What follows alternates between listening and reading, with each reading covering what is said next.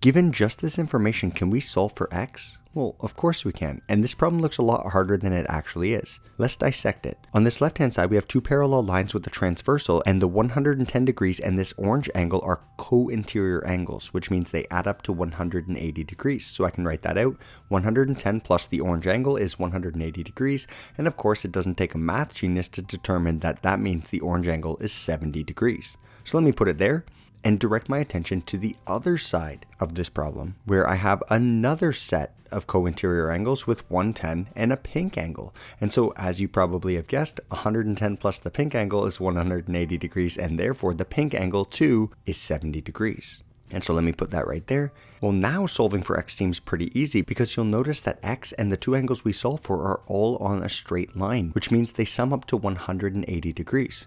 And so 70 plus x is 180 degrees. And if I do some simple algebra, then I can determine that x is equal to 40 degrees. Were you able to solve this? Let me know in the comments.